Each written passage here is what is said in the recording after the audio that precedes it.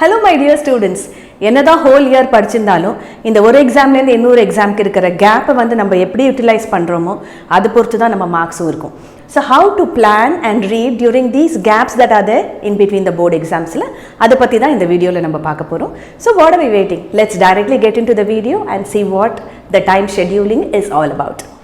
So my dear students, இப்போ நீங்க இந்த எக்ஸாம்க்காக என்ன படிக்கணும் அப்படிங்கறத கிளியரா இந்த டேபிள் ஃபார்மட்ல கொடுத்திருக்கோம்.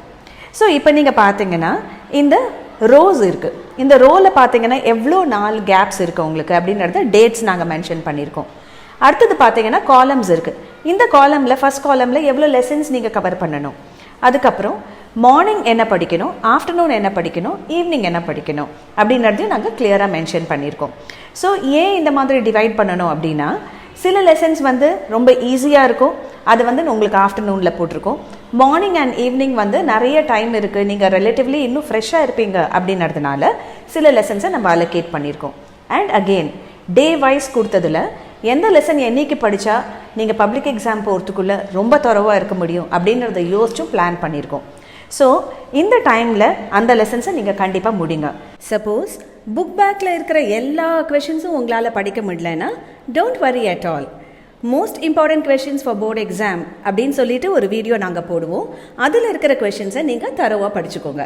So there is no need for any of you to panic or get worried. நல்ல சூப்பர் பிளான் உங்களுக்கு கொடுத்துருக்கோம். இதை நீங்கள் நல்லா யூஸ் பண்ணுங்கள். இந்த இருக்கிற கேப்பை வந்து ஃபுல்லாக யூட்டிலைஸ் பண்ணிங்கன்னா நீங்கள் பப்ளிக் எக்ஸாமுக்கு போச்சு you will be very very confident and you will be able to give your best. So இந்த டேபிளை நல்லா பார்த்துக்கோங்க, நல்லா புரிஞ்சுக்கோங்க அண்ட் அதை ஃபாலோ பண்ணுங்கள். கண்டிப்பாக உங்களுக்கு ரொம்ப பெனிஃபிட்ஸ் இருக்கும்.